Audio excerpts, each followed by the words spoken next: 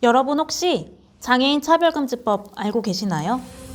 장애인 차별금지법. 아마 많은 농인들이 공감할 것 같은데 공식 석상에서 수어통역이 제공되지 않는 것. 수어통역사가 배치되어 있어도 수어가 계속 중간에 잘리는 게 빈번하죠.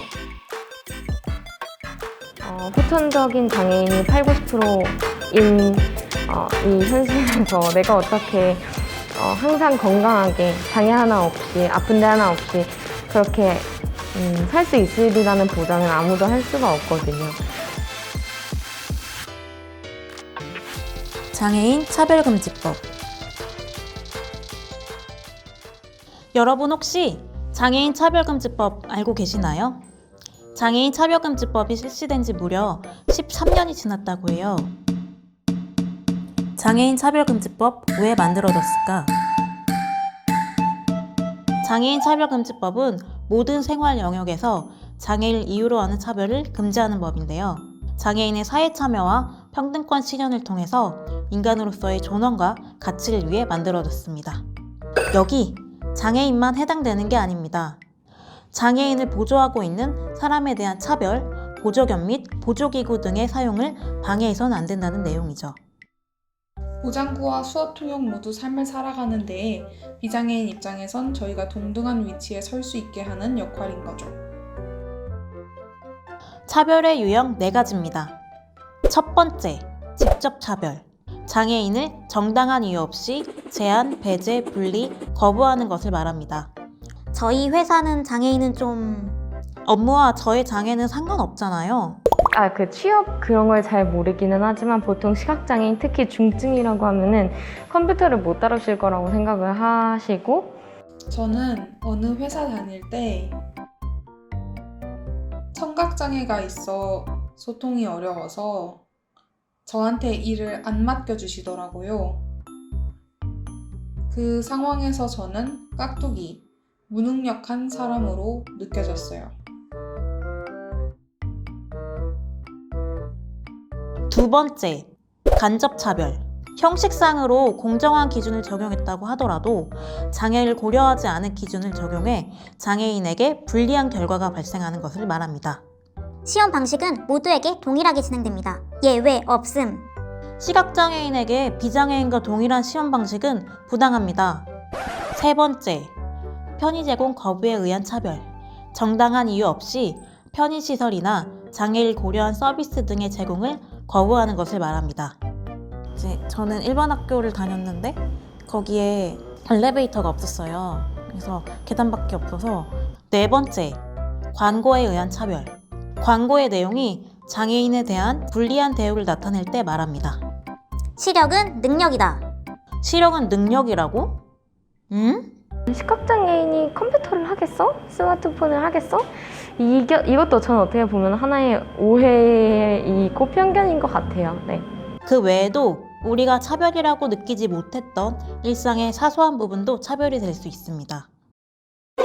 각양각색의 차별받은 이야기. 몇 년 전에 아이돌 여자친구 콘서트를 관람하려고 수어통역사 배치 요청을 했는데 상담원의 응대 태도가 좋지 않았어요. 고민을 하는 척도 않고 듣자마자 안 된다, 안 된다, 안 된다 딱 잘라 얘기하니까 기분이 좋지 않았죠.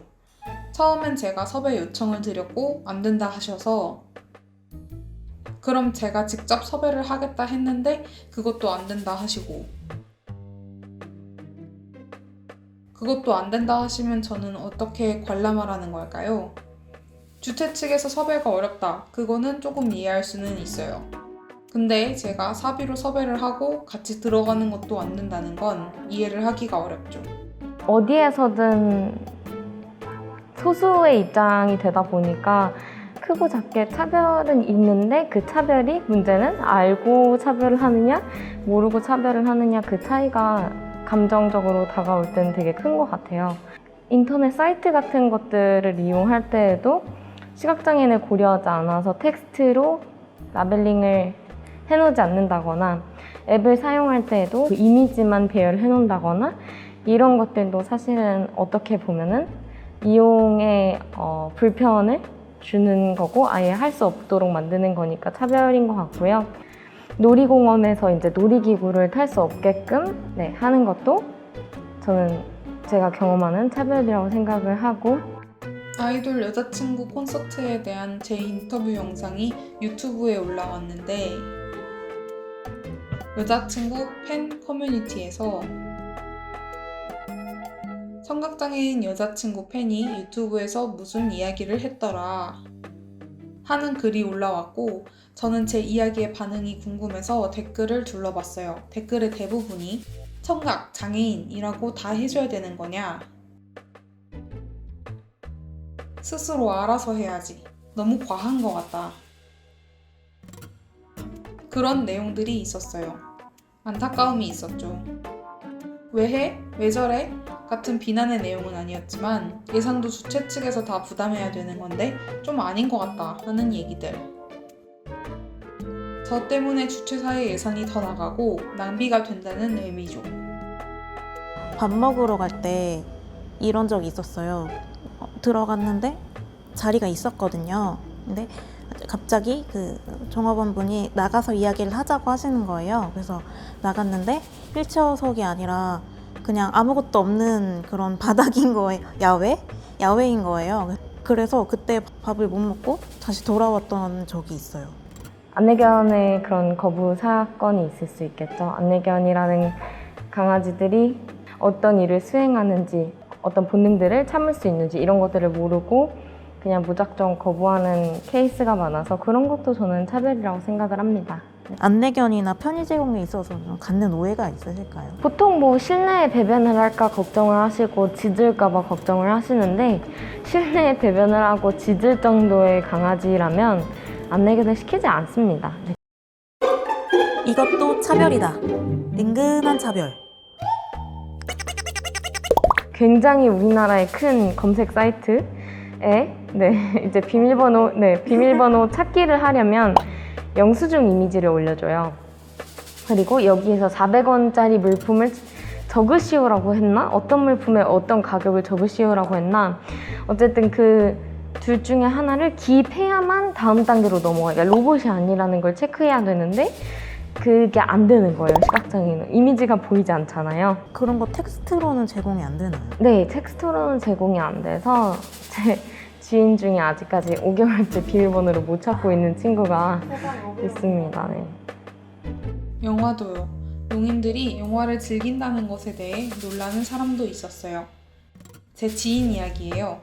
지인이 영화를 같이 보러 가자고 하니 농인인데 영화 보는 거 괜찮냐고 물어보더래요. 당황스러웠지만 나도 영화 보는 거 좋아해 하면서 함께 영화를 보러 갔다는 이야기였습니다. 참 씁쓸했죠. 농인들도 영화 보는 거 좋아하는데 악의 없는 차별이 그렇게 이루어지는 거예요.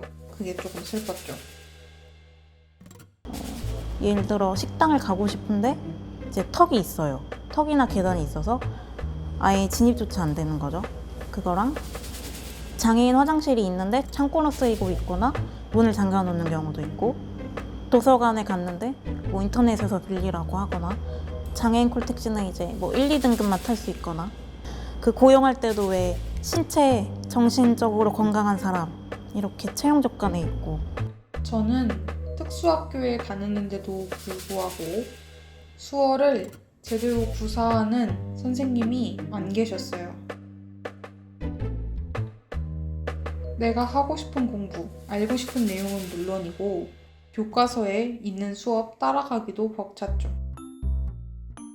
거기서 오는 청각장애인과 성인의 정보 격차가 스노우볼처럼 커지는 거예요. 일상에서는 이런 은근한 차별들, 사소한 것들을 좀 자주 겪는 것 같아요.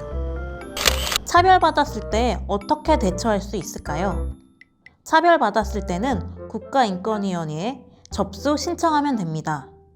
신청은 국번 없이 1331 국가인권위원회 홈페이지를 통해 신청할 수 있습니다. 그러나 이 법이 시행된 지 13년이 흘렀지만 많이들 모르고 있는 경우가 많은데요. 앞으로 장애인 차별금지법이 많은 이들에게 알려지고 평등이 실현되길 바랍니다. 어떻게 바뀌면 더 좋을까? 장애인 차별금지법 개선. 그냥 300만 원 내면 땡 치는 게 아니라 뭐 누적이 되면은 영업 정지를 한다거나 이런 게 계속 있어야 되는데 장애인 차별금지법이 있다는 것부터 알려야 되고, 그리고 그냥 장애인 차별금지법이 있어 끝 이게 아니라 이제 사회 인식도 같이 가야 되는 거죠. 법이 있으니까 이걸 알리는 교육을 하고 영상을 만들고 홍보를 하고. 처벌 강화도 필요하고, 차별을 받은 피해자들은 받은 피해에 대한 대처 방법을 잘 몰라요. 차별받은지도 모르거나 나 차별당했어 상처다 해서 끝나는 사람이 많아요. 차별금지 교육도 필요하지만 어떤 것이 차별인지 아는 것도, 차별받았을 때 확실하게 대처하는 방법, 장애인 당사자의 교육이 필요해요. 장애인 차별금지법이 시작된 지 13년. 왜 차별은 계속될까요? 장애인실께서는 의무교육하고 있잖아요. 학교랑 기업이랑 의무교육하고 있는데 거기에 조금이라도 이제 장애인 차별금지법 내용 다루면 좀 좋지 않을까? 바뀌지 않을까? 시행령이란 게 완전 그냥 지키면 좋지만 지키지 않았을 때에도 그 처벌이 강하지 않잖아요. 주로 뉴스에 뭐 식당 거부 사례 있다, 식당 거부했다 이렇게 주로 얘기되는데 그냥 사례가 있다 여기서 끝나는 게 아니라 좀 어떻게 바뀌어야 될까? 어떻게 하면 좀 해결될 수 있을까를 많이 얘기가 됐으면 좋겠어요. 가장 큰 이유는 대중들이 장애인 차별에 대해 관심이 없다는 것. 국민들이 이 이슈에 대해 관심이 크게 없으니 큰 문제도 안 되니 국가가 직접 나서서 해결할 필요성을 못 느끼는 거겠죠. Not just for me, but for us라고 하는 문장을 제가 되게 좋아하는데 그게 나만을 위함이 아닌 모두를 위함이다 라는 뜻을 가지고 있습니다. 각자 개인이 스스로 알아서 잘 살 수 있는 사회가 되었으면 좋겠습니다. 그냥 남의 일이 아니고 모두의 일이 될 수 있고 그냥 내 일이라고 생각해줬으면 좋겠어요. 장애인 차별금지법. 서울특별시 소풀.